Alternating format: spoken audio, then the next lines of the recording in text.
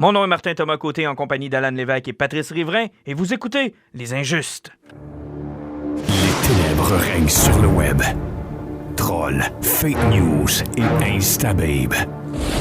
Le seul et dernier espoir de sauver les internets vient de s'éteindre avec Les Injustes.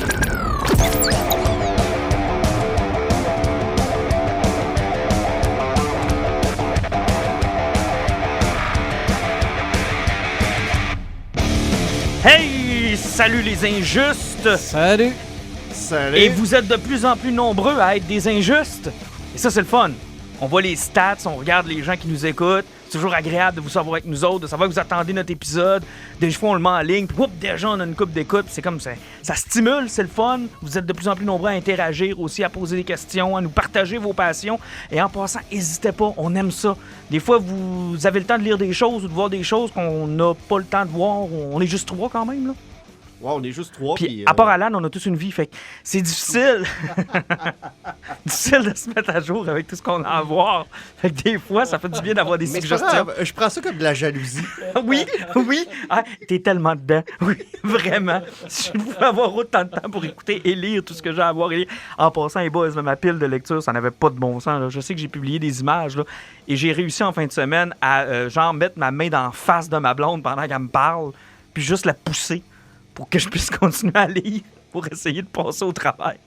J'ai réussi. Je vais vous en parler dans le poison tout à l'heure, là, mais ça a été une grosse fin de semaine de lecture. Fait que j'ai Mais pas... c'est le fun, Martin, t'as de plus en plus de culture. Mais de plus en plus. Mais il y avait un bon article cette semaine qui a été partagé par un des justement de nos auditeurs qui parlait du phénomène de avez-vous encore du temps pour lire? Ouais, Prenez-vous le temps de lire? Du podcast des craqués. Exactement, on les salue. Puis honnêtement, il faut que tu le prennes le temps, là. Ben, effectivement, il faut que tu prennes le temps. Puis, comme il en parlait dans l'article, là, c'est parce que je pense qu'on a tout le même problème. Là. Quand on écoute la TV, là, c'est quoi qu'on fait en même temps?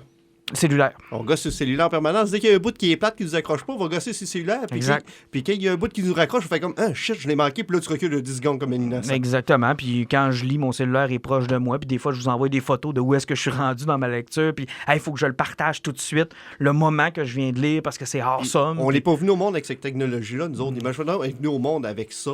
Moi, mais Pat, quand tu lisais tes livres de Pierre, c'était comment? C'était lourd, hein? C'était comme en sacré un coup sur la tête de quelqu'un qui n'a pas de culture. Ça devait être lourd, pareil, un 350 pages de Pierre. Non, mais imagine. Mais ce qui était le plus le fun, c'était quand on lisait sur les fresques. Ah T'sais, oui! C'était moins fatigant. On s'assoyait sur une roche puis on regardait les murs. C'était une expérience sociale, en plus. Ouais. Tout le monde est là. Le plus tannant, c'était de se brûler avec la torche, là. Mais bon, à la longue. Mon Dieu, t'es de bonne humeur, Pat. Ah, D'habitude, oui, tu hein? bougonnes quand on te casse ton âge. Hey, on a une grosse émission aujourd'hui. D'abord, on va parler avec notre chum Jean-Michel Goyette dans quelques minutes, à peine. On va parler des Oscars. Les nominations sont sorties la semaine dernière. Plusieurs bonnes surprises, puis ça a un peu divisé chez les geeks. On a enfin un représentant, mais on n'est pas sûr s'il va gagner. Ben, c'est parce que c'est toujours le problème au niveau du cinéma. Là. C'est parce que tu vas voir la gang qui sont du cinéma de niche, qui peuvent pas se mélanger avec les blockbusters. Si tu mets les deux ensemble, c'est comme un sacrilège. Puis en plus, en mettant Black Panther là cette année, ça a comme créé une polémique encore parce qu'ils disent que les Oscars, c'est quelque chose qui est de plus en plus social. Puis le film se passe en Afrique, c'est que le monde font comme ça va être à cause de ça. Il y a eu une petite division, mais on va en parler avec Jean-Michel tout à l'heure. Mais regarde, pendant qu'on est dans le coin des films, je me confesse, j'ai lu beaucoup en fin de semaine. J'ai pas eu le temps d'aller voir le 3e opus. Oh, j'ai utilisé le mot opus. Je l'ai Radio-Canada. Mais j'ai pas vu encore. On salue, il y a des auditeurs qui travaillent à Radio-Canada. On les salue. J'ai pas eu le temps. Tu coupes ça au montage. Non, il va se reconnaître. J'ai pas eu le temps de voir Glass, qui est donc le 3e film de... Et là, attention, M. Night Shyamalan. Je suis correct? Shyamalan. Shyamalan. Monsieur Night Shyamalan. J'ai pas eu le temps de le voir. Fait qu'on a envoyé notre pas de vie. Alan, t'as eu le temps de le voir? De quoi ça a l'air? C'est pas une question que j'ai pas de vie, c'est que je fais partie des rares qui est un grand fan de Unbreakable depuis qu'il était sorti au cinéma. Mais c'est vrai que c'est un bon film. C'est un super bon film qui avait passé un petit peu en dessous de toutes les autres. Mais qui est devenu culte. Moi, dans ma tête, Unbreakable a le même... comment je pourrais dire? Le même parchemin que, par exemple, The Big Lebowski, qui, avec le temps, est devenu un film culte. Tu sais, quand c'est sorti au cinéma, ça n'a pas été... ça n'a pas rien cassé. Mais c'est ça qui est arrivé, c'est parce qu'il y a eu Sixième Sens. Après, il y a eu Unbreakable, le film était tellement taciturne et Il était complètement à gauche. Il était complètement à gauche. Il a comme passé inaperçu, puis après, il a fait ses autres films avec Mel Gibson et compagnie. C'est La Le Petite Aveugle. Signe, puis tout. C'est que il y en a d'autres qui ont passé plus gros que ça. Puis surtout que c'était des films qui avaient plus de budget parce que Unbreakable, Ben oui, la petite aveugle. Dans Village. Tu te souvenais pas de ça? j'ai jamais vu Village. Moi, j'avais abandonné après Signe. Avec un des pires punchs de l'histoire du cinéma, là. oui. Elle se ramasse sur le bord de la 175. Ah non, c'est là. vrai. Le dernier que j'avais vu, c'était The Happening, les Ouais, feuilles. The Happening, ça. Le pire, c'est les The Happening. Ah oui, The Happening, c'est mauvais. Hey. Non, mais Village, c'est quelque chose, c'est parce que tout le long, t'as un gros build-up sur les monstres, les trucs, puis t'as l'air. Puis, le punch, c'est que ils sont dans les temps modernes. Ouais, mais OK, ouais, c'est Ben, On s'excuse à tous ceux qui l'ont pas vu. Là. T'es surtué pour du gaz. Hein? Non, je sais bien. Mais c'est ça, c'est parce que là, Unbreakable, en plus, c'est un film qui a été fait avec pas une scène. Exact. Mais là, on arrive avec Split, qui avait été une grosse surprise avec Jim McAvoy, qui a relancé la carrière de Night Shyamalan parce qu'il était totalement Il était brûlé. Il était brûlé. Avec Split, il est arrivé avec une histoire qui était correcte. Puis son twist, il n'y en avait pas parce que le twist, c'est qu'il n'y avait pas de twist parce que le twist était dit au début du film. Exact. C'est que ça a été différent, mais il était chanceux parce que Jim McAvoy, je pense qu'il a aimé son rôle. Ah, mais il s'est tiré un rang dans ce film-là. Là. Il s'est tiré un fun. Là. Il y a un fun noir dans ce film-là. Oui, puis le film a pas payé, puis à la fin du film, c'est là qu'il a remontré le personnage de Don de Bruce Willis. Puis je me demande si. En tout cas, peut-être, tu vas probablement répondre à ma question parce que tu as fait ta recherche, là, mais c'était-tu juste pour tester l'eau ou vraiment déjà Glass était pas mal dans les quand plans? il a écrit Unbreakable, c'était supposé être une trilogie. OK, fait qu'il y avait déjà pas mal ça dans Là, les plans. 16 ans, c'était déjà un plan qui était déjà en tête. Puis avec Split, il a poussé sa perche voir si le monde allait accrocher. Ça m'a Voir la réaction. ça m'a surpris que ça ait vraiment accroché parce que moi, quand j'avais sorti du film Split, j'ai été le seul qui restait sur mon banc, faisait comme Moi, la genre, bouche ouverte. le monde avait puis pas... tous les flots de 15 ans en arrière ont sorti, puis personne là, n'a pas reconnu, même Bruce Willis. Là, ben, donne-lui une chance, on est que le film. Là, c'est pas de raison. Ben là, c'est quand même une pas pire raison. Là. C'est de la culture. Hey, Pat, tu n'as pas un mot à dire. T'es le seul vivant depuis le début de l'histoire du cinéma. Fait que t'as jamais connu ce sentiment de ne pas avoir vu un film. C'est lui qui a appris à Adam et Ève comment copuler. Exact. C'est lui qui était là pour les guider. C'est oui qui faisait le serpent. Ah, c'est toi, ce fameux serpent, me semble, oui. Mais bon, mais Glace... Ça fait que là, on arrive avec Glass. Là, on en retrouve tous les personnages qui sont là. Ils sont même allés rechercher le même acteur qui avait fait son kid dans le premier film de Oh Unbreakable. boy! Ça fait que toutes les pièces sont remises là. Le film, il dure 2h10. Il a été fait avec 20 millions de dollars. C'est Blumhouse qui est derrière ça. Sont quand même assez solides dans la dernière année sur des films qui coûtent pas une scène puis qui font de l'argent. Ça fait 2 semaines qu'il est numéro 1 de l'As présentement. Ouais, mais dans une période où il n'y a pas grand-chose, là. Mais pour ce genre de film-là, c'est quand même relativement surprenant. Avec les critiques qu'il y a eu, là, il aurait pu s'écrouler beaucoup plus. Non, c'est que vrai, ça. mais je veux dire, tu sais, on s'entend que la période janvier-février, c'est la période de quand t'es pas sûr si ton film va être numéro 1, tu t'arranges pour le sortir là. OK. Mais je vais faire quelque chose. Je vais faire ce cours là, quand même sur Glass parce que dans Bande Annonce, il nous montrait ce que ça s'en allait avec les héros puis les méchants qui étaient tout en pris ensemble. Le film, en quelque sorte, il va y avoir quelques spoilers, c'est sûr. Le film commence super bien. Qu'est-ce qui commence avec Bruce Willis qui court après le personnage de Jim McAvoy, là, la poursuite qui est là avec le héros, de la façon que c'est présenté, quand ça avance, la relation de Bruce Willis avec son fils, justement, qui est Ezo, c'est comme une team de super-héros, de son fils qui est derrière l'ordinateur avec le micro qui parle. Genre d'oracle. Tu sais, tout est super cool par rapport à ça. Jusqu'au temps qu'il arrête, Jim McAvoy, mais qu'il se fait arrêter par la police en même temps. Puis il se ramasse dans un asile psychiatrique. Et là, c'est à ce moment-là que le film pogne son bas. De un, au cinéma, la tradition française, là, a été... C'était dans le pénible. T'allais dire épouvantable. Ouais, c'était épouvantable. C'était très épouvantable. De quoi faire hérisser le poil de Sophie Bréjean?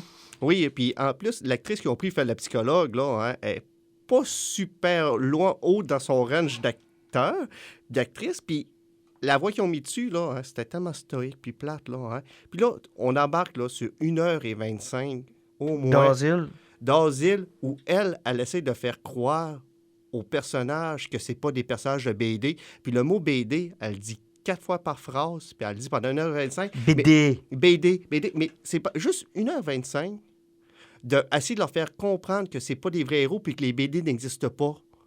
Puis là, tu as les références de Night Shyamalan, elle faisait comme « Ouais, mais Superman qui a été inventé en 1938, il avait pas de cap puis il volait pas. » C'est que c'était des références, tu sais, dans des références très, très basiques, un petit peu à l'Unbreakable, mais il va dans l'accessible à tout le monde. Ça, c'est correct, mais sauf que c'est 1h20 juste de ça. OK, c'est long un peu. Puis là, tu arrives à la finale, la finale, tu te poses beaucoup de questions. Il y a des choses qui arrivent. La twist est assez fuckée. C'est-tu ouvert? C'est perplexant. Non, mais je veux dire, y a-tu... On te donne-tu le sentiment que c'est pas terminé, qu'il y a quelque chose d'autre, que c'est pas... tu sais, s'est-tu laissé une porte ouverte? Ben, c'est 2 portes de grange qui sont grandes ouvertes. OK, ouais. C'est ce que je m'attendais un peu à ce qu'il fasse, là. Mais c'est pas les portes Fait de grange que il tu a pas t'attends, été là. capable de faire ce que Christopher Nolan, par exemple, a fait. Puis tu sais, si tu te dis que tu t'engages pour une trilogie, là, ferme-la ta trilogie. Non, mais elle est fermée.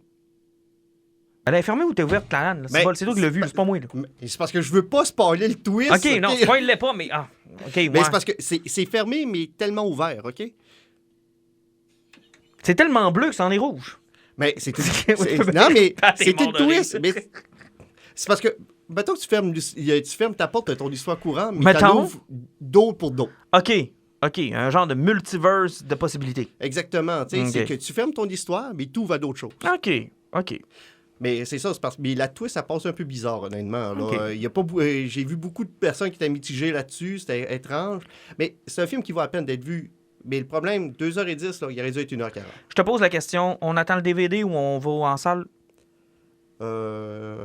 Si vous préférez voir vos films en version originale, attendez le DVD. Attendez le DVD. Si vous n'avez peur de trop vous faire spoiler, là, grouillez-vous d'aller peut-être le voir parce que sur Internet, ça passe un peu partout. Mhm. C'est un film qui vaut la peine quand même d'être vu, mais sauf que vu que c'est des petites productions, que tu le vois en DVD ou au cinéma, ça ne change rien. OK. là. OK. Entendez-vous, les gars? Entendez-vous? Ça réclame qu'on parle de Star Trek Discovery. Entends-tu, Alan? Gars? Mais quand est-ce qu'ils vont parler de Star Trek Discovery? Quand est-ce? Ils ont fait 12 épisodes là-dessus la dernière fois. Quand est-ce qu'ils vont en parler? Ouais, on va parler de Star Trek Discovery saison Spock. Saison Spock. Pat, je commence avec toi. Parce On que là, est tellement contents. Oh, on est heureux que ça soit commencé, tabarouette. Discovery, saison 2, déjà 2 épisodes derrière la cravate. Et déjà, je peux vous dire que, comme bien des séries de Star Trek qui ont eu de la difficulté lors de leur première saison, ou parce que les fans de Star Trek sont des fans qui sont excessivement fermés, c'est des fans qui sont difficiles à combler. Ils sont peut-être moins fous que les fans de Star Wars. Je te dirais qu'ils sont fous, mais tu sais, pas mal égal, là, mais c'est juste différent. Dans le cas de Star Trek, il y a beaucoup de purisme. Hein. On dirait que tout ce qui est... Je pense que c'est tout des Vulcains. Ouais, en quelque sorte, ouais. Et donc, moi, honnêtement, j'adore cette série-là, puis vous me ferez pas croire que c'est la série de Seth MacFarlane que je trouve imbuvable. Ah, qui c'est est tellement mauvais. Qui les est Orville. non, arrêtez ça, là. Moi, quand je vois un fan me dire « The Orville, c'est plus Star Trek que Star Trek Discovery. Ah, Elle évolue, c'est le grand, mauvais, là. bordel. C'est parce que tu peux pas faire Star Trek The Next Generation pendant les 40 prochaines années, là. C'est ça. Ça a été fait, Next Generation, là. Minute, là, OK? On va faire un flashback, on va reculer 1 an dans le passé. Là, Oui. ouais. Je vais faire ce que tu avais dit. Oui. Site finale de merde, tabarnak. L'Enterprise puis Pike sont là. C'est vrai. J'avais dit, je trouve que la fin a été rushée. On avait fait une guerre ouverte avec les Klingons. On a rapidement T'as ça. chiolé sur Attends! l'Enterprise. Oui, j'ai chiolé sur l'Enterprise parce que j'étais déçu de m'être attaché aux personnages principaux de Discovery. Je trouvais qu'il y en a plusieurs qui étaient inexploités. Puis je me disais, pourquoi ils sentent le besoin de nous crisser l'Enterprise d'un dent? Mais toi, c'était le seul qui avait fait « Oh non! Mais c'est bien comment ils l'ont twisté parce que Ben oui, as-tu oui, remarqué mais- comment les personnages de Discovery, on en voit plus, là? » Ben oui, c'est sûr. Et puis les personnages de l'Enterprise, on les voit pas longtemps. On les voit pas pantoute, là. Tu sais, je veux dire, Ou à pas longtemps. à part Pike qui reste là. Pike qui est vraiment cool. Pike est cool. Puis je pense qu'ils ont pris le pari de se dire, regarde, on a pris la saison dernière à établir un capitaine pour finalement vous l'exploser en pleine face. Là, ça nous tente pas de repartir une saison complète à vous expliquer qui est le capitaine. On va en prendre un que vous connaissez. Puis on va y faire prendre le contrôle du Discovery. Puis anyway, je pense pas que Doug Jones, avec son personnage, il avait l'air assez solide pour être... Tu sais, vu Non. que c'est quelque chose qui est hyper émotif, puis tout, puis que... Puis c'est un faire-valoir, là. Se faire valoir, puis il gère mal son stress. ça Non, aurait pas non, été il super bon, ne là. pouvait pas être le capitaine. Moi, je pense qu'ils ont fait le choix d'en prendre un qui n'avait pas besoin d'expliquer. Mais c'est intéressant aussi de voir comment il y a cette sensibilité-là. Là. Même Pike, même Michael parlent contre le fait que, bon, Saru, il y a de la misère. Ah, il y a de la difficulté, ça. C'est C'est ça. pas facile pour lui. Bon, là, on s'enligne sur les 7 singularités qui ont été donc vues par l'Enterprise, qui a mis hors hors fonction, finalement, le vaisseau, qui fait en sorte que Pike est obligé de réquisitionner le Discovery. Moi, j'aime beaucoup les petits clins d'œil aux uniformes. Là. Oui. C'est-à-dire qu'on est arrivé avec les uniformes classiques, puis on les a switchés. Là. Puis surtout qu'ils se sont pas gênés de faire le commentaire sur « Ouais, ça fait beaucoup de couleurs. » Oui, puis il y en a un qui a dit ah, ouais, on voit bien c'est qui ont tout. Ils ont expliqué aussi pourquoi l'Enterprise n'était pas de la guerre. En fait, ils étaient déjà dans l'une de leurs missions de 5 ans, très, très, très loin dans l'espace. Donc, Starfleet leur ont demandé de rester à l'écart en cas que. Donc ça, c'est comme un trou qu'il y avait dans l'histoire qui a été expliqué finalement rapidement en début de deuxième saison. Et là, je pense que le thème de cette saison-là, ce sera la divinité et la religion. Ben, l'affaire, c'est qu'il y a un délire mystique jusqu'où c'est simplement des visions ou un trouble mental parce qu'il y a une maladie qui fait apparaître des anges. Là. Ah oui. Puis ça a souvent été utilisé, on l'a vu dans X-Files, il y a eu plein d'affaires. Là. Puis là, t'as ça qui semble vouloir être un truc persistant. J'ai hâte de voir où ça va s'en aller. J'ai hâte de voir si c'est un message de qui, de quoi. Ça m'intrigue. J'ai vraiment hâte de voir. Puis encore une fois, on a mis le paquet côté effets spéciaux pour les premiers épisodes. Tu l'avais déjà souligné, Alan, qu'au fur et à mesure que les épisodes avançaient, de moins en moins, on ils ont envoyait. sacré dehors Brian Fuller l'année passée parce qu'il y avait des visions un petit peu trop grosses. Là.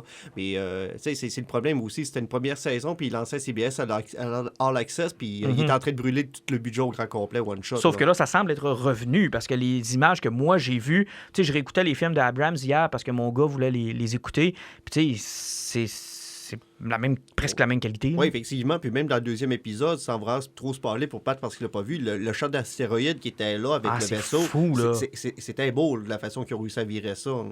Me permets-tu de parler d'une chose, Pat, que t'as pas vue dans le deuxième? Ah oui, vas-y. Mais c'est pas grand-chose, OK? Mais tu sais que dans la première saison, la grosse question que j'avais, c'est il va falloir qu'ils trouvent un moyen d'éliminer le Spore Drive. Tu sais, là, l'espèce de moteur qui fait en sorte qu'ils peuvent aller n'importe où, n'importe comment quand ils veulent. Bon, finalement, à la fin, on disait que le lieutenant Stamets, c'était compliqué de voyager. Ils l'ont amené dans l'univers miroir. C'était dangereux. Starfleet avait dit, bon, mais regarde, arrêtez, touchez plus à ça. Puis je m'étais dit, c'est une façon brillante de dire, regarde, ils touchent plus à cette technologie-là et ça sera oublié. Dans le deuxième épisode, ils l'utilisent. Là, la patente, c'est juste que... Puis là, je ferai pas mon chiolu de fin de saison parce que Alan le note, là. Puis il va me le ramener quand je vais dire que c'était génial. C'est parce que j'ai une opinion par rapport aussi. OK. C'est parce qu'à un moment donné, il va falloir qu'il règle cette question-là parce que sinon, d'où est l'intérêt d'envoyer l'Enterprise 5 ans aux frontières de l'inconnu? Et surtout, est-ce que quelqu'un a pensé à envoyer une note à Janeway pour lui dire que ça existait? Non, mais c'est parce que c'est ça, oui. C'est sûr que ça va arrêter de l'utiliser parce que tu as vu ce que la rouquine, là, la deuxième officielle Tilly, je sais pas ce qu'elle est en train de faire avec le Dark Matter. Le Dark Matter, il a pété d'en face parce que ça a fait la même chose que les sports. Exact. Quand l'officier scientifique principal, là, que lui, Stamets, que son chum, il est mort dans la première saison, puis qui a dit que lui, qu'il était payé dans la boucle, c'est son chum qui était mort, qui l'a aidé à s'en sortir, puis qui a fait comprendre, il arrive, là-dedans, il y a plusieurs dimensions qui existent, puis on n'est plus sûr que ce qui est mort est vraiment mort. Puis elle, ce qui se passe à cause du Dark Matter, qu'est-ce qui a pété d'en face, c'est qu'ils sont en train de se rendre compte qu'ils sont en train d'ouvrir des briches entre les dimensions, puis que des personnes de d'autres dimensions interagissent avec les autres. C'est sûr qu'à un moment donné, ça va leur péter d'en face. Il va falloir... ça va être éliminé quelque part. Ah, il faut, parce que sinon, je suis convaincu que Catherine Janeway de Voyager serait très intéressée à savoir que ça existe. Là. Mais de toute façon, elle aurait dû sacrifier tout son équipage puis se cloner. Donc... Oh! OK, la haine de Voyagers ici. Hey, wow, minute, là, je l'ai écouté jusqu'à la fin. C'est tellement bon. Bon, moi, je pense que c'est cette technologie-là qui a fait l'affaire des singularités. Ben, moi, je pense que oui. Là. Puis, c'est intéressant qu'ils continuent de l'utiliser à mauvais escient en pensant qu'ils peuvent régler des affaires. Puis moi, je pense que c'est pas un problème quand utiliser, pas utiliser. On voit d'épisode en épisode que ça a l'air d'être de plus en plus problématique. C'est comme un climax qui grimpe. Un peu comme une drogue qu'on utilise au début pour les performances, puis qui, petit à petit, est en train de te pourrir la vie, puis que là, si tu continues d'utiliser, tu vas mourir. Ça, c'est intéressant parce que là, bon, écoute, de toute façon, Discovery, tout ce qu'ils ont enfreint comme règles technologiques, avec les animaux, avec des espèces, tout ça n'a pas de rapport. Là. Mais honnêtement, j'ai hâte que tu vois le deuxième épisode. Ouais. Pour les auditeurs qui sont peut-être pas rendus encore à ce deuxième épisode-là, ça avait le feeling d'un bon vieux Star Trek, là. Tu sais, d'un Star Trek TNG ou DS9 ou Voyagers. Là, même un petit côté First Contact. Effectivement, un petit côté First Contact à ça.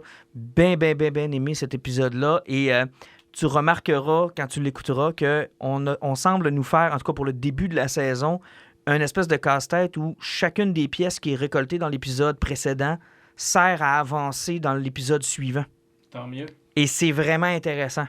Et on a l'impression que c'est vraiment les singularités qui sont en train de les leader et non le contraire. Ils ne sont pas en train de les découvrir. Ils sont en train de se faire ramasser par la singularité. Il y a de quoi, là, je ne suis pas capable de le dire, j'ai pas vu la saison, là, mais il y a quelque chose qui...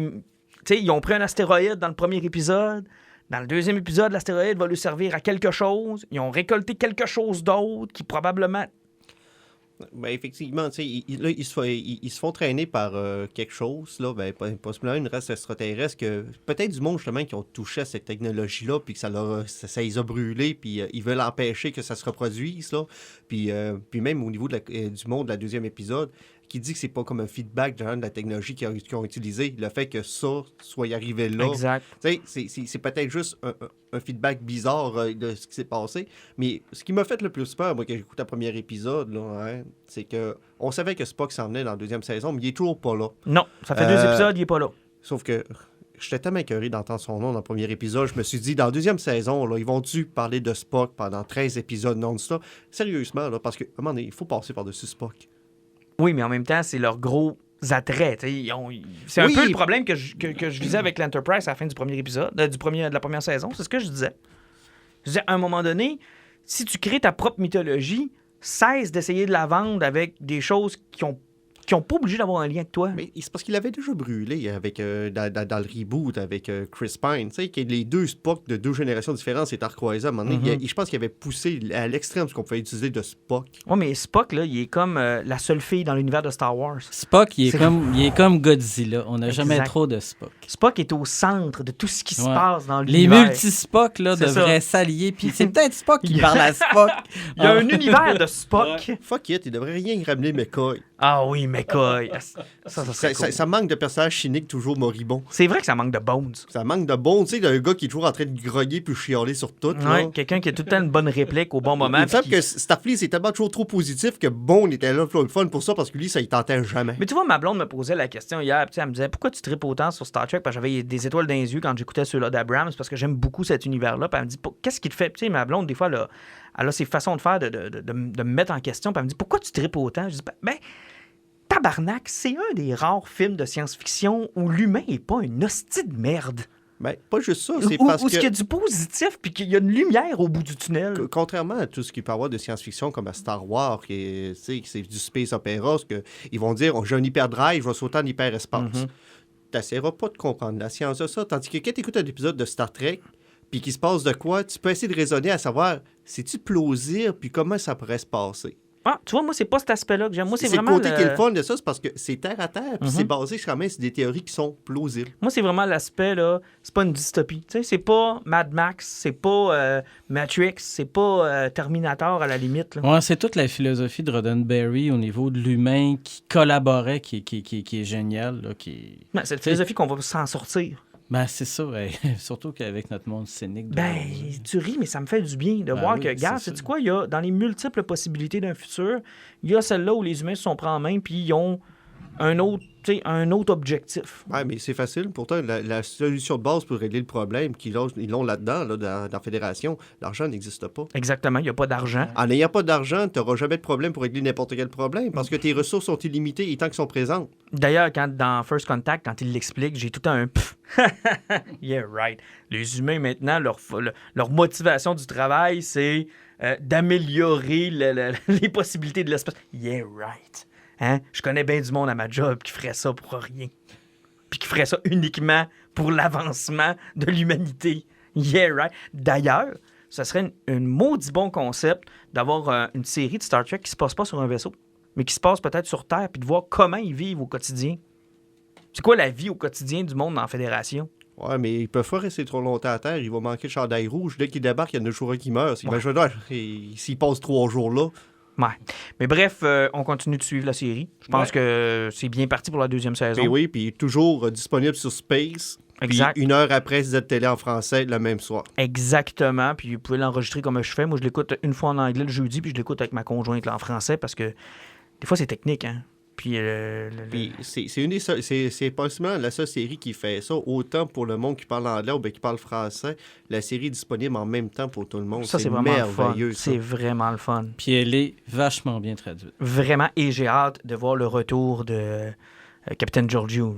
Oui. Ah, je veux la revoir. Puis là. avez-vous vu, là, il y a comme une image qui a filtré là, de Picard dans son nouveau saut. Ah, je l'ai pas vu. Quoi? T'as vu ça? Ouais, j'ai vu ça passer. Ouais, je pense que c'est rien qu'un test, mais Giorgio n'était pas supposé avoir sa propre série. Oui, mais elle C'est, revient dans la saison 2 parce ouais. que là, ils vont expliquer qu'elle fait finalement partie de cette force occulte de Starfleet. Les là. Black Ops. Les Black Ops, là. Ouais. Tu sais, ceux qui font le dirty work, là, le Suicide Squad de Starfleet. Là. Tu sais, genre, on sauve les apparences en étant Starfleet, on est gentil, mais quand la marde est pognée, on envoie une gang de moins gentils qui, eux autres, règlent le problème. Ouais, ça a toujours été. Il y a toujours eu un sous-entendu qui Ouais. existait, eux autres, puis on les voyait jamais. Mais ça va Puis on torcher. voyait tout le temps un capitaine qui avait peut-être fait de quoi, Oui. puis un autre qui avait fait telle affaire. Mais ça va torcher, Ouais, c'est ça. ça, oui, moi Ça, j'ai là, hâte. c'est- quand on va voir ça, ça va Écoute, torcher. là. eux autres, ils ont quand même le vent dans les voiles. Là. Oui, puis la série sur Picard dont tu parlais, Pat, tout à l'heure, elle a été confirmée Une série animée post-Nemesis. aussi, je me trompe Oui. pas. Ouais. Elle a été confirmée post-Nemesis. Là. Fait qu'elle ne se passe pas dans l'univers de Abrams, puis elle se passe vraiment dans le Prime Universe. Là. Donc, on va voir probablement les conséquences de la destruction de Romulus. Là. Ouais. Parce que, rappelez-vous que ce que Spock raconte dans l'univers de J.J. Abrams, c'est que la planète pète, lui se ramasse dans l'autre univers, mais je veux dire, le Prime Universe continue. Là. Fait que là, ils vont probablement... Ça va être probablement sur les ramifications de l'Empire romulanais qui, finalement, n'existe plus. Là. Le vide qui va se créer là. Ça risque d'être intéressant. Là. J'ai hâte de voir si Patrick Stewart, ça y tentait ou si c'est vraiment l'argent qui l'a ramené là. Parce qu'il a été longtemps à plus vouloir en faire. Puis là, soudainement, ça me tente. J'ai hâte de voir. Des fois, ça donne pas toujours de bons résultats.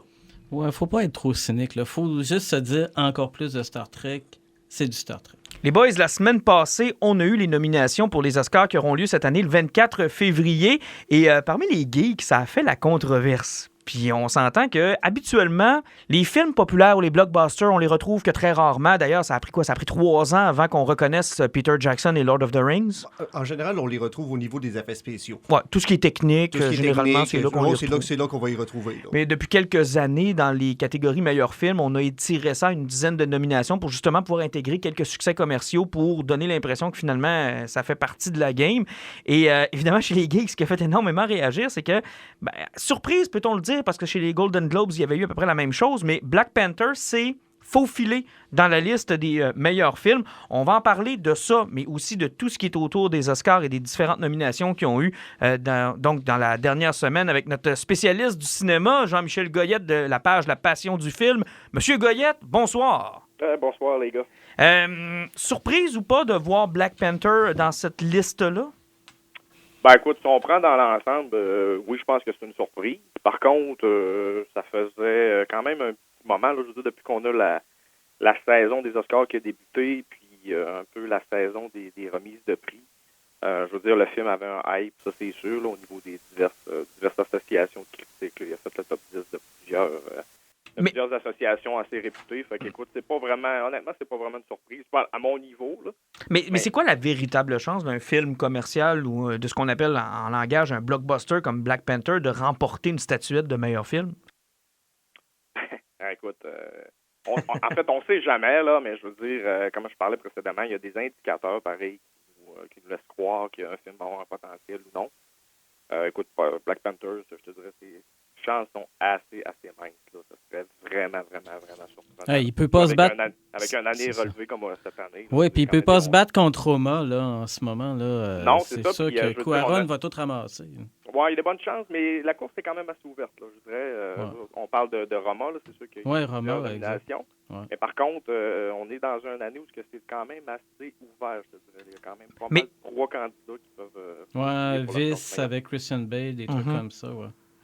Mais est-ce qu'on pourrait, par contre, essayer de faire... Parce que moi, je me souviens de des années où les Oscars ont fait des statements avec leurs meilleurs films. Tu sais, c'est déjà arrivé.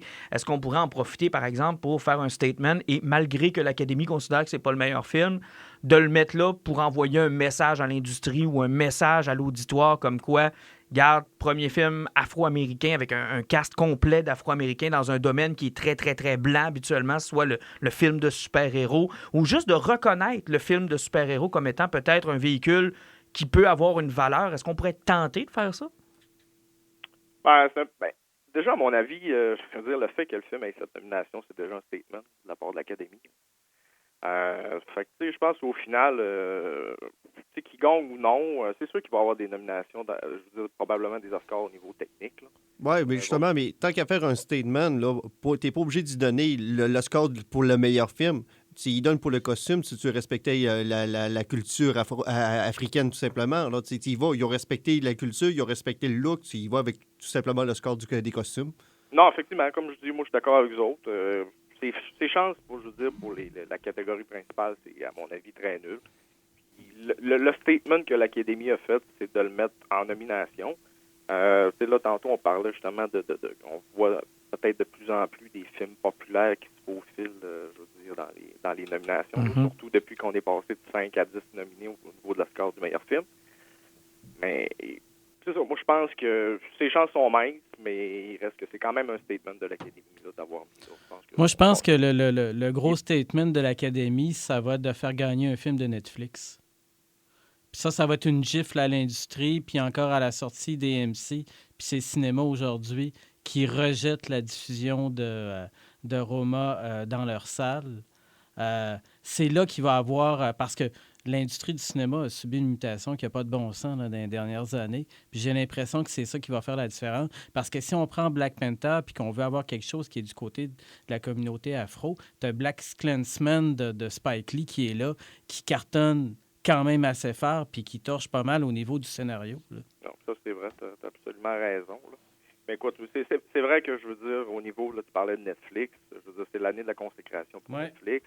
Je veux dire, ils ont eu des bonnes productions dans les dernières années, mais puis, c'est devenu un des studios majeurs, si vous voulez mon avis, là, avec les Warner Brothers, Disney, etc.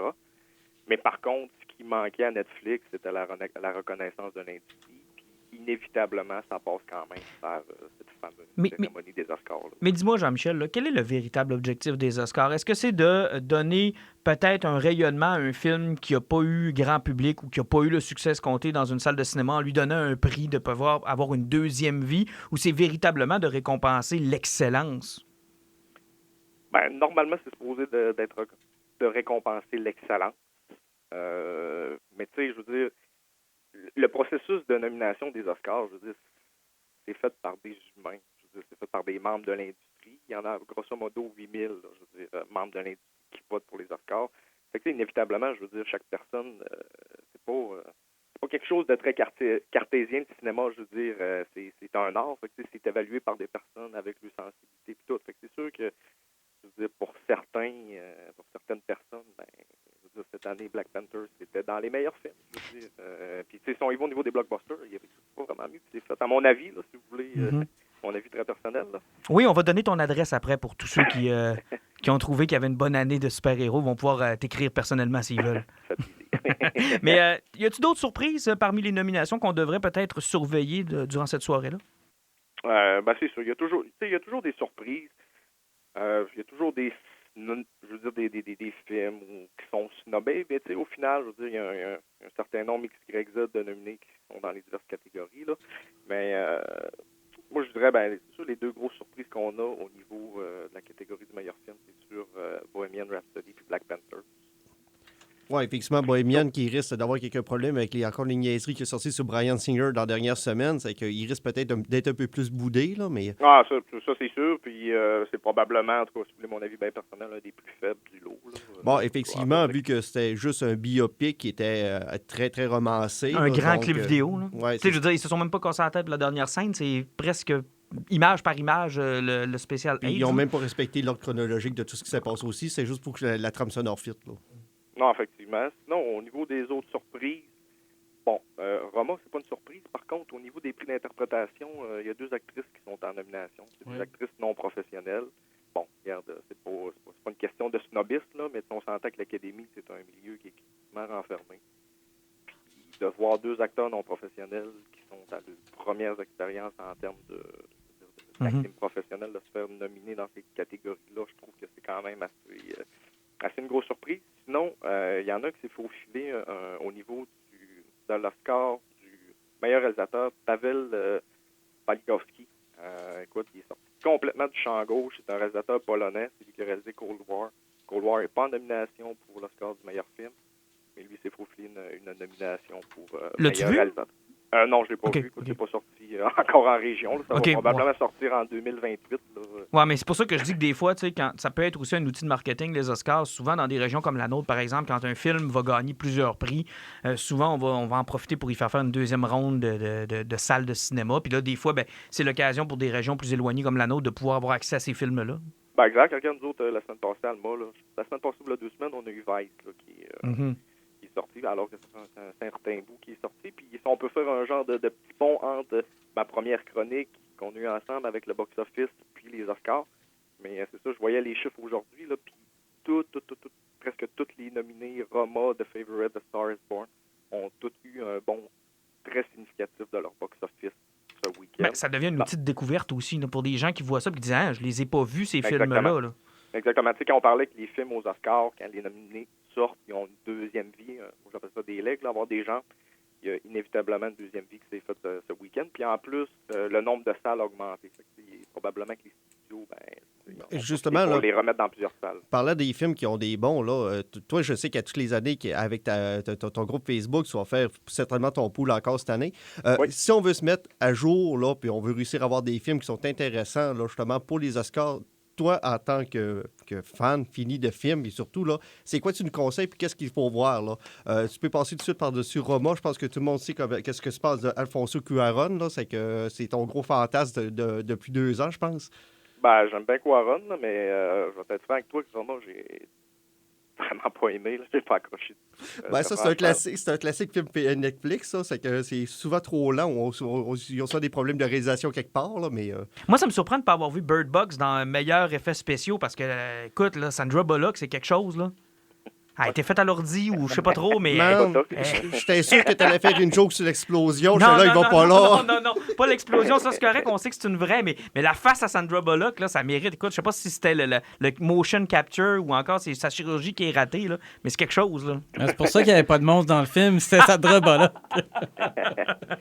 Mais c'est ça, si on en revient à la question à Alan, je veux dire, là, tu parlais des suggestions que j'aurais à faire. Là, c'est sûr qu'écoute, je pense que dans le lot des nominés, là, je vais être très franc avec vous autres, un des plus accessibles, à mon avis, c'est Black Swan de Spike Lee. Ouais. C'est un film qui est excessivement actuel.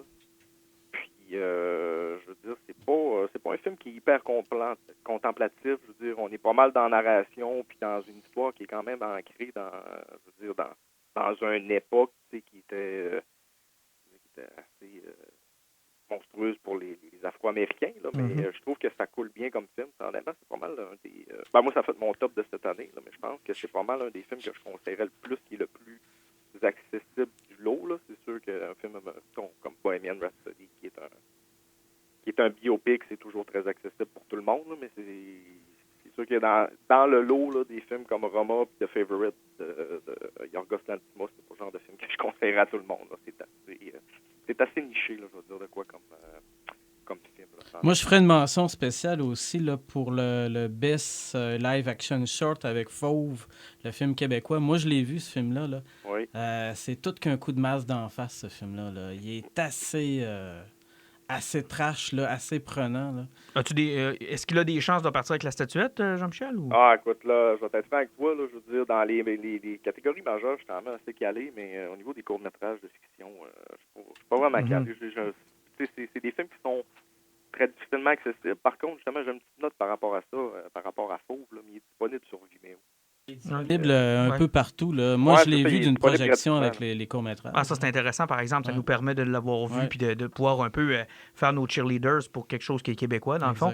Hey, l'autre affaire, Jean-Michel, peut-être en terminant, à moins qu'Alan ait d'autres questions. C'est toujours Alan que je regarde quand moi j'ai fini mes questions, savoir s'il y en a d'autres. Mais est-ce que la catégorie d'animation cette année pourrait échapper à Disney? Écoute, ouais, c'est parce que j'ai en tête que, écoute, là, présentement, ils ont, je pense, trois films en nomination. Exact. 2, je pense. T'as 2, t'as Ralph. Puis Incredible. Mais oui, je pense que ça va les échapper cette année, là. Spider-Man semble avoir le vent d'un voile, c'est inévitable. Là. Puis ça ferait du bien parce que, tu sais, je veux dire, les films de Disney, oui, c'est des films de qualité, mais en termes d'animation, je veux dire, ils révolutionnent plus depuis quelques années. Là. Ben, non, Incredible 1 puis 2 sont pareils, puis il y a 15 ans entre les deux. Exactement. Là. Non, c'est sûr. Non, je pense que cette année, ça va lui échapper. Là. Ça ferait du bien aussi un petit peu c'est ça, d'avoir de quoi de différent. Là. Un studio différent qui s'en va, qui va repartir avec le trophée. Puis, je trouve ça plate un peu parce que il y a quand même, c'est quand même relevé cette année. Tu avais Eyes of Dogs aussi de Wes Anderson qui était super bon, je veux dire, qui est tout animé en stop motion. Ben, comme toujours, il me semble que lui, il est bon là-dedans. Là. C'est pas toujours un peu ça qu'il fait? Ben, non, c'est non, son deuxième film comme ça. Ah, c'est son deuxième. C'était Mr. Fox, Ouais, je pense, son premier? Mr. Fox qui avait fait comme ça. Sinon, ben, je veux dire, il fait des live action. Mais ouais, il est réputé pour faire des excellents films en stop motion. Mais non, je pense que cette année, ça pourrait être une belle surprise. Ouais, ça pourrait être une belle surprise. Ça changerait un petit peu là, des Disney Pixar de ce monde. Exact. Puis, prédiction pour l'acteur puis l'actrice, toi, c'est qu'est-ce que tu en penses? Écoute, moi, je pense qu'au niveau de l'acteur, ça va être Christian Bale. Moi aussi, vraiment. Il y a un gros, je dirais, dans les dernières années, il y a eu un gros vent de récompenses sur les performances très physiques. Les changements de, tu sais, on a qu'à penser à Leonardo DiCaprio pour The Revenant. Là, exact. Transformation physique extrême, Matthew McConaughey pour Dallas Buyers Club. De Darkest Hours aussi. Ouais, avec Gary Goldman. Exactement. Fait que j'ai l'impression que Vice, avec le caméléon qui est Christian Bale, qui prend du poids, il perd du poids comme... Bref, un peu la récompense du méthode acteur, de celui qui est prêt à prendre des livres, à en perdre, à se transformer physiquement, puis à devenir un peu son personnage. Oui, exactement. Sinon, au niveau de la meilleure actrice... Ben, je sais que Martin puis Alan, eux autres, ils veulent que ça soit Melissa McCarthy, mais... Je sens une petite once de... C'est pas vrai, mais ouais, écoute... Lady Gaga, non? Ouais, je pense pas.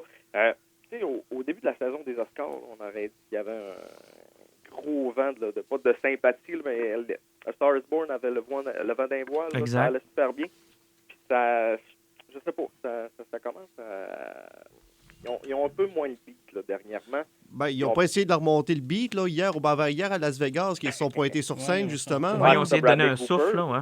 Puis, ça fait partie un peu de mes surprises tantôt, ça, j'ai oublié de le mentionner, mais dans la catégorie meilleur réalisateur, Bradley Cooper a été snobé. Il n'a pas été nommé quand même. Puis, je veux dire, c'est pour une première réalisation, je veux dire, c'est son premier film réalisé, c'est toute une réalisation, honnêtement. C'est un excellent film, c'est un peu un des idées, fait qu'il ne semble pas avoir le... Je sais pas, on dirait que l'étoile pâlit un petit peu. Fait que là, on en a éliminé 2, il en reste 3. Ton choix, ce serait? Mon choix, ou lui que je pense qu'il va gagner. Vas-y avec les 2. OK. Ben, moi, je pense que ça va être Roma. Là, on parle de la catégorie meilleur film. Ben oui, la très, très connue Yalitza Aparicio. Oh. Écoute, je me suis essayé. Là. Je sais pas si c'est le même qu'on le prononce. Oubliez le O avant de Oudon sur la famille. Yalitza Aparicio. Mais c'est ça. Je suis correct. OK, c'est qui ça? Ben c'est l'actrice. L'actrice de Roma, ouais. C'est ça. Oh, c'est OK. Bon, hey, je suis fluent dans plusieurs langues. Même moi, là, je la connais. Je la connaissais pas, cette actrice. C'est parce que j'ai une feuille devant moi, Jean-Michel. C'est vraiment, c'est juste une triche. Là. mais moi aussi, je pense que ça va être elle, par exemple. J'ai l'impression. Ils ont trop parlé de la performance de ces gens-là qui n'étaient pas des professionnels. Là. Mais il semble avoir un genre de virement au niveau de l'Oscar de meilleure actrice. Là, Glenn Close n'était même pas supposé d'avoir de nomination, je pense, au Golden Globe. Finalement, c'est elle qui a gagné. Ça peut être une belle surprise, ça. Ben, moi, j'aurais peut-être un 30 sous à mettre sur un jure un peu chango. Glenn Close, il y a peut-être des bonnes chances. Fait que si on veut suivre la soirée des Oscars, ça se passe sur ton groupe. J'imagine qu'il va y avoir de la discussion, il va y avoir des prédictions, il va y avoir un pool, il va y avoir de l'animation. Yes, oui, toujours. Bon. À chaque année, on fait tout un petit pool bien amical. C'est toujours très cool. Là. Tout le monde peut participer. Il y a tout le temps un bon samaritain qui s'offre à m'aider un petit peu à gérer tout ça. Là. Fait qu'on rappelle la page Facebook La Passion du film. Jean-Michel, merci d'être avec nous. Merci. C'est toujours un plaisir. À la prochaine. C'est sûr qu'on va se reparler, Jean-Michel. Bye. À la prochaine, salut les gars. Avez-vous l'intention de l'écouter, la cérémonie? Oui, ça c'est sûr et certain. Allez-vous participer au pool? J'ai pas de chance de gagner. Là, en général, à chaque fois que j'essaie de participer au pool, je sais que de quoi, ben j'en connais pas le 3/4 des noms des réalisateurs des films, ça fait que dire important. Mais cette année, je vais pouvoir voter pour Black Panther partout. Ah, ben ça c'est une bonne chose. Le seul problème, c'est que ton vote n'a aucun poids. Dans le sens où c'est peut-être pas ça qu'il va gagner. Il va en gagner au moins un, OK? Tu penses? Moi, peut-être dans les... comme on l'a dit avec Jean-Michel, là, dans les prix un peu plus techniques, là, ça se Il va y pourrait. avoir une guerre civile s'il ne gagne pas le moins de place. Il va falloir qu'il les fasse gagner à quelque part. Hey, parlant de Oscar puis parlant de Black Panther, la bande-annonce de Spider-Man Far From Home, qui là divise les fans à savoir, coudon, on est-tu pré-Avengers Infinity War ou on est post-Avengers Endgames? Kevin Feige a confirmé que ça se passait après. Donc, on est après Avengers Endgame. Donc, c'est pas le Exactement. fameux trip scolaire de Infinity War. Là. Non, de toute façon, ça Ok. n'aurait pas eu de sens. Là. Ben, il aurait pu. Ouais. Ant-Man and the Wasp, c'est exactement ce qu'ils ont fait. Là. C'est pré-Avengers Infinity War, après Avengers Infinity War, puis ça a quand même bien coulé. Tu sais, je veux dire, l'intérêt pour le film était là pareil. Donc là, on nous confirme que Spider-Man n'est pas mort, surprise. Ben, tout le monde le savait à peu près. Là, tu sais, de toute façon, il avait déjà signé Guardian of the Galaxy 3, puis Doctor Strange 2 aussi qui était annoncé. Donc, Mais ce n'était que du mirage. Non, c'est vraiment réel. Donc, ben, je savais, c'est ça qu'il va expliquer dans Far From Home, c'est que Thanos n'a jamais existé, c'est Mysterio qui est là depuis le début. ah, voilà. Non, mais sérieusement, on a vu la bande-annonce. Moi, honnêtement, j'ai pas eu un grand hype quand j'ai vu ça. On appelle ça l'écœurant titre de Spider-Man, puis Into the Spider-Verse qui a fait Yeah Spider-Man, mais différent. Ben, je sais pas si c'est Spider-Man le problème, tant que le ton du film après Endgame puis Captain Marvel, où tu te dis, tabarouette, c'est quoi le next step? Tu sais, puis on l'a pas vu le film, donc on peut pas le savoir, mais ça a l'air tellement fluffy. Regarde, moi, il est pas mort, puis là, on est dans une espèce de drôle de continuité, c'est bof. Puis là, après ça, t'as des effets spéciaux de créatures d'éléments. Ah, sinon. Non, ça marche pas, ça Moi, passe ça pas. passe plus. Ouais, ils me l'ont fait avec Sandman, là, dans un... Exact, dans Spider-Man 3. C'est ça. Hey, regarde, non, s'il vous plaît, là. OK, oui, c'est probablement et possiblement des effets spéciaux créés par Mysterio. On le sait que c'est ça. Mais ça m'énerve. J'ai comme eu, moi, là, un zéro hype sur la bande-annonce. Puis le fait que ça se passe à l'étranger, c'est-tu un problème ou... Je sais pas, mais c'est parce qu'au niveau des films, là, on se le cachera pas, on est rendu, ça va être le 7e film de Spider-Man. Si on met Avenger avec ça, puis Captain America, on va être rendu à 9 films avec Spider-Man. Exact. Ça Pas mal commence- le super-héros à Canal+, là. C'est parce qu'à un moment donné, on a tout vu ce qu'il est capable de faire. Attends un peu, Batman en a 7. 8, si on regarde lui d'Adam West.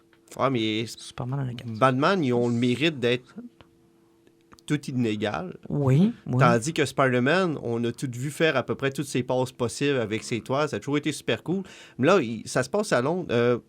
Je sais pas, moins rien que le faire qui ont ramené John Favreau, puis finalement, c'est lui qui a de l'air à cruiser sa tante plutôt que ce soit Tony Stark, là, parce que Tony Ben, Stark... y a-tu encore un Tony Stark? Ben, Tony Stark, oui, il est encore là, parce que Gwyneth elle a confirmé qu'il allait avoir un enfant dans Endgame. Ça fait qu'au niveau des voyages temporels, là, il y a des affaires fuckées qui vont se passer là-dedans. Hey, ça va être compliqué. Ça va être compliqué, mais encore une fois, je sais pas, j'ai pas accroché, moi, sur le premier Spider-Man. C'est qu'en voyant le deuxième, puis en voyant qu'ils vont encore sur un style que j'ai pas aimé, Mysterio, il y a de la fucking hallucinant. Le triple chemin, je veux dire, comme pas d'avoir utilisé des Elementals comme personnage, mais qui n'existera pas vraiment, parce que, heureusement, parce que des Elementals, que ça avait été créé chez Marvel dans les années 70, c'était... Ben, les Elementals, c'était un immortel. OK. Puis qui se séparait en 4 identités différentes. Tu avais Hydron, qui était l'eau, Magnum, qui était la terre, Hellfire, le feu, puis Séphir, qui était le vent. Mhm. C'est que... Puis ça, c'était vraiment une race qui s'est immortelle. Non, le Pat est en train de s'endormir. Non, C'est- mais ça, c'était terrible. Mais ça on parle des comics des années 70. Puis là, c'est Mysterio qui va arriver, qui va créer ce monstre-là pour essayer de passer, parce que la première fois que Mysterio est apparu des BD, il a framé Spider-Man pour être le héros. Ça va Fait être que c'est pas encore dans cette ça. twist-là qu'on Ça va va pas utiliser. prendre encore cette twist-là. Mais surtout dans un univers, à quoi ça sert de faire ça? Parce que Spider-Man, c'est un no-name, il est pas connu, puis t'as pas J. Jonah Jameson qui chie sa tête à journée longue. Mhm. Pourquoi essayer de faire paraître mal un no-name que personne connaît de l'autre côté de l'océan? Je sais pas. Puis là, on va voir en temps et lieu. Moi, j'aurais préféré qu'on y aille avec ce qu'on avait installé avec Michael Keaton à la fin du premier, où ce qu'on semblait nous dire, on s'en va-tu vers un Sinister Six, on s'en va-tu vers quelque chose qui ressemble à ça? J'espère qu'on va voir le Scorpion dans le film parce qu'il avait présenté à la fin du premier. Exact. Là, ça, je sais pas. Hey, pendant qu'on parle de Far From Home, vous attendez-vous à voir des surprises durant le Super Bowl concernant les bandes annonces de certains films qu'on attend? Pourrais-tu voir les premières images, par exemple, du Joker de Joaquin Phoenix? Ça pourrait être intéressant. Si vous aviez un petit 2 à mettre, là. Ben, ça me tente pas de voir ça. Ben pourquoi? Bon, ça m'intéresse pas. Ah. Il y a Pat. Je sais pas. Moi, je pense que là, il nous parle beaucoup d'un possible caméo surprise du Big Lebowski. Oui, ben ça, on l'a Ça, vu. Ça ça, risque ouais. d'être une pub, j'imagine, Ouais, plus que c'est ça. d'un- Puis, bon, est-ce qu'on va avoir, même si Alan a trouvé ça soporifique, beaucoup de gens, puis que l'histoire est un peu confuse, là, est-ce que Netflix va nous faire le coup de nous sortir de quoi? Ah ouais, On arrêtez envoie d'écouter de quoi, Super là? Bowl, on décolle de quoi tout de suite après. Moi, ça, je sais pas. Ça avait été un bon coup, ça, pour Ça avait l'an été- passé. ouais, Peu ouais, importe c'est le ça. résultat du Ouais. film, Ça ça a a été été un un bon très bon coup. Moi, je m'attends Puis- à voir des films qu'on n'a pas vus encore. Là. Endgame, oui, on va le voir, c'est sûr. Attendez-vous à voir une bande-annonce. Est-ce qu'on pourrait être tenté de dévoiler les premières images de Star Wars? Ou on va attendre le Disney... Est-ce qu'ils vont essayer de nous sortir d'autres images qui sont liées peut-être au film de Disney par rapport à Aladdin ou quelque chose C'est comme ça, là. Moi, il y a beaucoup de choses que j'espère voir, que j'ai hâte de voir. C'est sûr qu'il va y avoir une couple de films d'animation de Disney qui va passer, mais sinon, au courant de l'été, à part Disney, il n'y a rien à peu près. Là. Non, c'est parce qu'on a- tranquille. Mais on n'a surtout rien vu. On n'a rien vu de près ou presque de ce qui sort cet été. C'est quand même assez surprenant. Tu sais, je veux dire, de Endgame puis Captain Marvel, c'est tranquille, là. On n'a pas vu grand-chose. Ben, là. c'est normal, mais ils peuvent pas spoiler trop le film. Non, plus, exact. Là, c'est- avec Endgame, moi, Kevin, rien que- comment est-ce qu'il s'appelle? Feige. Ouais, avait confirmé que tout ce que vous allez voir, tout ce que vous allez voir de Avenger Endgame avant la sortie du film, c'est les 15 premières minutes. Dans les 20 premières minutes. C'est ça. Rien Puis, d'autre. le plus gros spoiler reste quand même de la série de jouets qui avait sorti sur Avenger Endgame. Ouais, on ben, va en peut en parler tantôt. Ben non, on va en parler tout de Ouais. suite. Là, on les a vus, les costumes. Tu sais, on se le cachera pas, il y a beaucoup de pim technologie dans l'allure des costumes. Exact. Ça fait que, tu sais, quand on dit que tout est quantique à ça, maintenant dans l'univers de Marvel, je pense que ça va être pas mal ça, le Et quantique. Valkyrie revient. Ça, je trouve ça c'est une bonne nouvelle. J'aime ce personnage-là. Je suis content de l'avoir revenir dans Avengers Endgame. Je trouvais qu'on l'avait discarté quand même assez rapidement, puis qu'on avait fait comme, hey, on vient de l'avoir, ben cool, ramenez-la. Tu sais, moi, 100 fois Valkyrie au Falcon, là, Ouais. ben, tu prends qui dans ton club? Le Falcon ou ben Valkyrie? Je vais prendre le Falcon, il me fait moins peur. Ouais, mais c'est parce que tu vas mourir avec le Falcon, là, tu sais.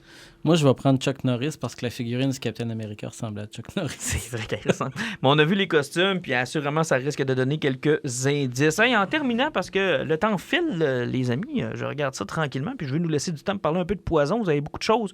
Je commence avec... tiens, je mets Alan en punition. Je commence avec Pat. Alan Écoutez, est fauché. moi, mon poison, c'est quelque chose de cool. C'est pour les parents geeks qui veulent transmettre de quoi de cool à leur progéniture. C'est-à-dire qu'il y a aux éditions Quilin, Quilin, là, c'est Q-I-L-I-N. Là. Et non les éditions queer. Faut pas se tromper. Tu vas avoir mon crayon. Non, mais tu sais, on parle aux parents geeks et non aux parents gays. Non, c'est ça, exactement. Non, mais quoi? Alan, Baptême, je suis mais c'est découragé. Tant qu'à dire des niaiseries, c'est ça. Nos auditeurs restent pour mes niaiseries. Ouais, de ça. exactement. Parfois, c'est bien d'apprendre le silence. Donc, aux éditions Quilin, qui est une espèce d'animal fabuleux là, dans la mythologie chinoise, OK. là, il y a, ils ont décidé de reprendre plein d'icônes de films importants des années 80-90 puis Oh. de faire des albums jeunesse illustrés par une petite illustratrice hyper sympathique qui s'appelle Kim Smith. Donc, ils ont sorti Buffy the Vampire Slayer, E.T., Maman, j'ai raté l'avion, X-Files puis Retour vers le futur. Et c'est écœurant. Mais c'est quoi? C'est comme... C'est un album et conte pour enfants OK. où tu revis l'histoire de Maman, j'ai raté l'avion, etc., dessiné, un petit look un peu cartoonesque, super génial. Je vais vous mettre Les sur liens. la page tantôt les images des 4 couvertures qui sont disponibles pour l'instant. Comme Ben- par exemple X-Files. Ouais, ça, attends, là, juste se démêler. Ouais. Dans le cas de Maman, j'ai raté l'avion, tu sais, mes enfants peuvent l'écouter, là. Mais Ouais, dans ouais, le cas mais de c'est parce que- X-Files, c'est Mais là, c'est parce le fun. que c'est justement, regarde, Maman, j'ai raté l'avion. Oui, les enfants peuvent l'écouter, mais en même temps, quand ils passent pas à la TV, ils peuvent avoir l'album qui est comme une espèce de grosse BD, Mm-hmm. album et conte, où c'est l'histoire du petit gars, puis c'est vraiment... Et tu vas prendre Retour vers le futur, c'est l'histoire du premier film. Tu prends Buffy the Vampire Slayer, c'est une histoire où elle était plus jeune et elle était déjà Slayer. Dans X-Files, c'est Fox Mulder puis Scully qui sont... Méfiez-vous de qui vos sont- parents. Mais l'affaire, c'est qu'eux autres, ils capotent parce qu'ils sont dehors, dans leur tente, ces deux kids, puis là, ils entendent de quoi dans la forêt, puis ils pensent qu'il y a des extraterrestres dans la forêt. OK. Et là, ils partent Puis il y a tout le temps quelque chose qui leur fait peur. Puis l'homme à la cigarette les tue. Avec des espèces d'insides un peu sur qu'il y a des extraterrestres quelque part, tout ça. Donc, c'est vraiment, vraiment cool, vraiment génial. Écoutez pas ce que Martin dit. Même lui, il va probablement en acheter quelques-uns. Mais c'est-tu bien dispendieux? 22,95 l'album, c'est super génial. Puis genre pour un enfant qui vient d'apprendre à lire, il peut le lire lui-même? Oui, exactement. OK, c'est pas trop compliqué? Pas en tout. Pas en tout, c'est vraiment fait pour un public jeunesse, pour un public de parents aussi. Je sais qu'elle est en préparation pour sortir le prochain qui est Karate Kid. OK. Donc, c'est écœurant comme idée, comme concept. C'est super cool, puis c'est une façon pour les vieux geeks comme Martin d'essayer de faire découvrir quelque chose de tripant que c'est Flo pourrait dire à la TV, mais c'est bien poche, papa.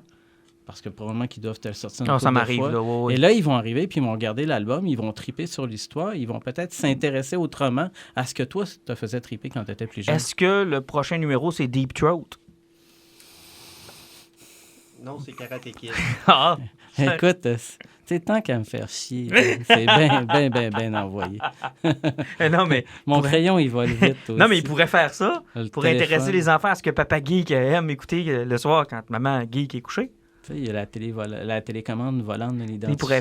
Il pourrait faire l'album là, Onde brouillée, là, comme quand on était jeune. là. Onde brouillée. Ah oui, que c'était beau. On disait, t'as vu là, l'image va figer, l'image va... Puis là, dans le milieu de l'album, t'as une page complète qui fige, tu sais, puis tu fais comme « Oh! Je pense que je l'ai vu! » Ben ça sera peut-être pour une version plus adulte. Ouais, puis c'est ça, peut-être pour la deuxième C'est ça, vague. exactement. Mais non, c'est intéressant. Donc, à peu près 22 $ l'album. C'est pas à peu près, c'est 22,95. Ça va être une difficile fin d'émission, hein. D'abord, il fait chaud ce qu'on est actuellement. Là. J'ai très chaud. Puis Et en plus t'écoutes de pas. ça, non, j'écoute. J'essayais de faire répéter le prix. Je dis environ 22 $. Non, 22,95. c'est 22,95. Taxes taxes. comprises? Plus la TPS. Avec les taxes? Tu rajoutes 5 Non, tu l'as pas le prix avec les Tu veux taxes. que je te le mette dans le front, le prix? Donc, disponible. Fait que c'est intéressant. Est-ce qu'il y avait autre chose dans ton poison? Non, c'était ça. C'est une bonne idée. Pas pire, hein? Pas pire. Fait que, admettons que moi, je l'ai pas compris, Retour vers le futur. Si j'achète cet album-là, Ben, c'est parce que ça serait tu le comprends. ça serait pas surprenant parce que avec la quantité d'affaires qu'on doit t'expliquer, Martin, ça pourrait être pas pire de les acheter. Oui, on pourrait parler d'X-Files. Je finirais par comprendre. Il y a beaucoup de choses. Ben, tu pourrais essayer de comprendre E.T. aussi. Oui, mais c'est ça, mais je vais les comprendre, ceux-là. Là. Je pense. Ok. Tu vas essayer au moins. Je vais essayer fort. Alan, ton poison. Et essaie d'être moins désagréable, s'il vous plaît. Ouais, je suis toujours super agréable, moi, c'est qu'il n'y aura aucun problème. Ah, boy, c'est mal parti, OK? Il est tellement baveux, Vas-y, ton lui. poison. Ouais, je vais commencer avec mon gros poison. Là, ça fait 2 semaines que j'arrête pas de suivre en permanence. Là. J'en avais parlé sur la page Facebook. Le Kickstarter de Teenage Mutant Ninja Turtles, le nouveau jeu de société. Enfin, pas le nouveau. Il y en avait un qui avait sorti il y a 3 ans à peu près. Mais la compagnie qui le distribuait a décidé de faire faillite. Puis Auquel j'aimerais jouer un jour. Là. Ben, tu n'as rien qu'à le dire. Là. Oui, j'aimerais ça à un moment donné, ce serait le fun. Il n'y a pas de problème. C'est ça. La compagnie a fait faillite, puis elle a fermé en gardant toutes les moules, puis tout. OK. C'est que IDW, c'est comme ramasser un petit peu dans la marde. Ils n'ont pas pu continuer à sortir le jeu comme ils voulaient. C'est qu'ils en ont profité pour le rebooter, pour corriger toutes les erreurs qui étaient dedans, puis sortir toutes les expansions en même temps. Puis là, la façon dont fonctionne un Kickstarter, c'est qu'il y a toujours des objectifs à se rendre, puis quand t'es atteint, il y a du stock qui se rajoute en permanence. C'est que là, c'est le trip que j'ai à checker toutes les figurines sont en train de rajouter. Là, on est en train de frôler le 200 figurines dans le jeu, là, pour être rendu à peu près 2-3 expansions. Là, Mais ça fait va coûter un prix de fou, ça? Ben, c'est ça qui est l'avantage avec les stretch goals, c'est que ça coûte pas plus cher. C'est qu'elles plus tu ramasses du cash, plus ils t'en donnent. OK. C'est que je vais me ramasser avec un jeu de base, 3 mini-expansions, puis 2 grosses expansions, puis ça coûte 250 US. Si on prend en considération que d'habitude, quand tu achètes ça sur le marché et que c'est sorti, le jeu de base va coûter à peu près 120$, puis les autres expansions vont coûter à peu près 100$, puis les petites environ 50$ chaque. Souvent, embarquer sur un Kickstarter, puis surtout que tu as des choses qui sont uniques, qui n'existeront pas par après, si tu tripes, c'est une valeur sûre. Je t'invite à aller faire d'aller checker de Monolith, le Je pensais Kickstarter. que tu allais dire je t'invite à faire une donation. Non, J'attends un peu, non. là. Juste aller visualiser le jeu que Monolith va distribuer de Batman. OK. Il est fabuleux. Moi, j'ai le jeu de Conan de Monolith. Le système, là, il est parfait. Puis en utilisant ce même système-là, ils ont fait un jeu de Batman. OK. C'est un Kickstarter d'au-dessus de 400$, mais il y a du stock en sacrement. C'est bon. Fait qu'on mettra le lien. Au pire, je pense que tu en as déjà mis. Oui, j'en ai du déjà lien. mis. De toute façon, on va sur Kickstarter, puis on cherche les monolithes Batman. Ben, Teenage Mutant Ninja Turtles, puis on va le trouver directement là, de IDW. Mon deuxième, là, c'est que je l'avais déjà publié cette semaine, là, que Resident Evil 2, le remake est sorti. Ça vaut-tu la peine? Ou c'est exactement le même jeu, mais plus beau? Ils ont refait le jeu au 100%, mais tu sais, c'est le même jeu quand même. C'est quoi? Au niveau du gameplay, tout se joue, là, ça joue comme un jeu qui est récent. OK. C'est beaucoup plus fluide parce que les portes, maintenant, c'est plus des animations qui s'ouvrent, là, ce qui fait que quand tu as laissé des zombies traîner du bord de la porte, là, puis tu la retraverses, puis tu as oublié 15 minutes après, ben, tu te fais grignoter, puis c'est chiant. Mhm. Puis, maudite machine à écrire. Je suis tellement habitué de vivre dans un monde d'auto-save, là. Hein. Encore un matin, j'ai joué 1 heure dans le vide, là, puis j'ai fait « Ah, va chier, maudit jeu de cartes. OK. Ce qui est pire, c'est que je l'ai juste passé à côté d'une machine à écrire. J'ai fait « Mais pourquoi sauvegarder? » Ah, OK, ils fonctionnent encore avec vraiment le même... Ben, t'as plus besoin de... Quand tu joues à normal, t'as plus besoin de ramasser des rubans pour essayer de sauvegarder. Tu peux sauvegarder à l'infini, là, OK. mais c'est toujours le même principe. Là. Si t'es oublié OK. de sauvegarder, puis tu crèves. Mais je regardais les images, même le tir de zombie a l'air plus simple. Là. Ben, c'est parce qu'ils ont pris à peu près le contrôle de Resident Evil 4 pour les gens qui Ouais. connaissent. Ça fait qu'on est Ou capable le 5? de... Non, le 5, c'était vraiment un first-person shooter. Ouais, non, il était third person aussi, mais il était beaucoup plus shooter. C'est Ouais, qu'on c'est est ça. beaucoup plus proche du 4e. Puis ça prend tellement de balles derrière la tête pour tuer un zombie. Là. C'est Ça n'a vraiment fou pas de raide. sens. Ça. Puis là, ils ont mis l'usure du couteau aussi. Mais moi, Ah. c'est mon préféré, le 5e, en passant. Hein. Ah, moi, le 5e, j'ai joué en J'ai sacrement. adoré J'ai tellement ce aimé jeu-là. ce jeu-là. C'était Ben, plaisant. je l'ai fait en couple avec un de mes chums 3-4 fois. Ah, c'est tellement le fun, J'ai là. beaucoup de plaisir. Mais si on veut s'en mettre dans le bain, là, puis vraiment avoir... Les graphiques sont super beaux. Au niveau du gore, là, c'est fucking dégueulasse que le monde se font dévorer puis pète en morceaux. Tu sais, tu vas voir du monde déchiré en deux puis tous les intestins coulent à terre. C'est Pat est foutrement dégueulasse. Une belle job. La seule affaire, là, oui, je veux bien croire qu'ils ont mis du temps de l'argent là-dedans, là. C'est quand même 80$ là, encore pour un Comme si remake. c'était un nouveau Comme jeu. si c'était un nouveau jeu. Oui, ça en est un nouveau, mais... Mais ils visent-tu vraiment ceux qui ont déjà joué ou bien ils visent peut-être justement du monde qui vont le redécouvrir? Parce qu'ils ont sorti la PlayStation 1 mini, là, et c'est une catastrophe. Hein? Ah, il n'y avait pas Parce ce genre de jeu-là. Non, mais je veux dire, ils se rendent surtout compte que c'est pas jouable. Ça n'a pas aussi bien vieilli qu'une console comme le Super Nintendo ou le Nintendo.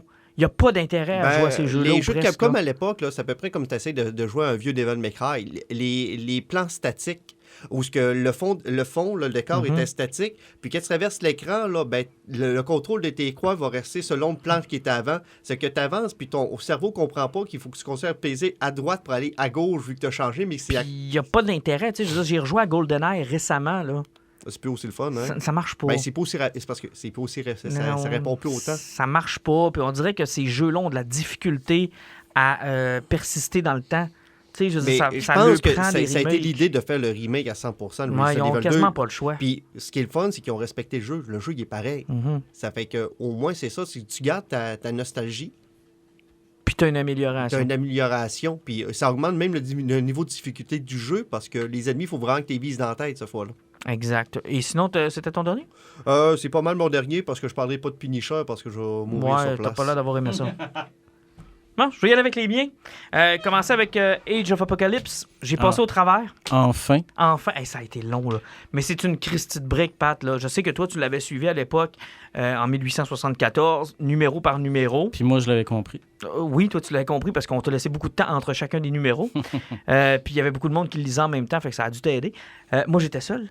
Mais non, mais honnêtement, c'est vraiment bon. C'est vraiment, vraiment, vraiment, vraiment bon. J'ai beaucoup aimé la dynamique de chacun des titres a une équipe, puis on les envoie sur différentes missions. Et dans le X-Men Omega, à la fin, où tout arrive au point culminant de la bataille finale, vraiment, vraiment, vraiment nice. C'est une belle lecture. Allez vous le chercher, le volume, si vous avez jamais lu ça. D'abord, c'est une centaine de dollars pour un volume qui vaut une centaine de dollars. Ah oui, Il est ça gros, vaut là. amplement.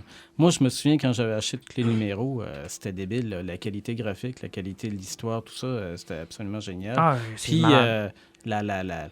la belle édition de ton omnibus valait tout le détour. Je pense que oui. Là, puis, tu sais, c'est tout dans l'ordre, donc il n'y a pas de problème. Vous ne serez pas mêlés. C'est facile à suivre, facile à comprendre. Si Martin a compris, Tout le monde peut même comprendre. Donald Trump peut comprendre. Exactement. Bon, j'attends encore la version enfant là, de ta collection, là, Age of Apocalypse, en Oui. 8 pages, pour que je puisse comprendre un peu plus. Juste, par exemple, si vous l'achetez, par exemple... 22,95. Oui, merci. Oui. Plus 5%. À peu près. Mais si jamais vous voulez l'acheter, juste vous donner un truc, là, allez lire le glossaire à la fin. Parce que je l'ai découvert à la fin. Puis Donc, ça vous prouve qu'il n'avait pas tout compris. ça m'aurait aidé, honnêtement, si je l'avais lu un peu avant. Mais c'est une belle édition, puis ça vaut la peine d'aller se le procurer pour, je pense, qu'il est une des histoires classiques de X-Men.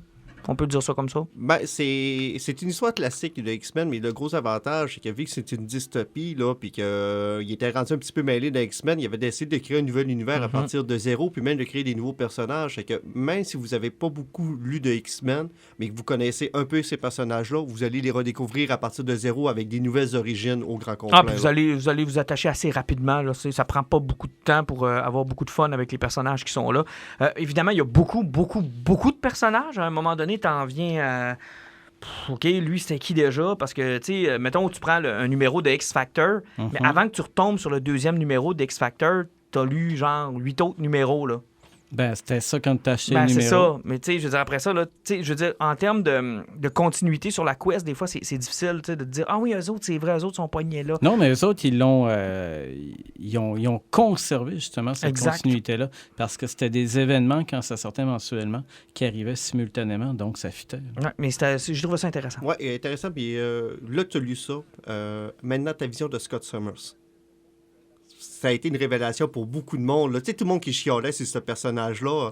Age of Apocalypse a changé beaucoup de choses. Ben, c'est intéressant parce que là, je veux pas vendre de spoilers à ceux qui n'ont jamais lu Age of Apocalypse, mais effectivement, la nature du personnage à la fin, quand il se révèle finalement être un bon, là, c'est spectaculaire. Là. Quand il retrouve Jean Grey, puis tu sais, moi, ma question tout le long, c'était, moi, je pensais que le Phénix était une clé dans cette histoire-là, que tu sais, ça allait popper, genre, à un moment donné, puis il nous explique bien, à un moment donné, vers la fin, que non, dans les événements qui se sont produits, elle n'a jamais développé son plein potentiel avec Xavier, ce qui a fait en sorte que le Phénix n'est jamais apparu, ce qui a fait en sorte que... Blablabla. Moi, je pensais que ça allait être la fin, là, que ça allait être ça, que ça allait popper à un moment donné, puis c'est pas comme ça que ça a fini, puis c'est quoi, tant mieux, j'ai été surpris, puis j'ai trouvé ça agréable. Fait que non, c'était une très, très, très, très bonne série. Et en terminant, dernier poison, j'ai eu la patience d'attendre qu'on me livre Ninja Turtle volume 8 dans la série de IDW.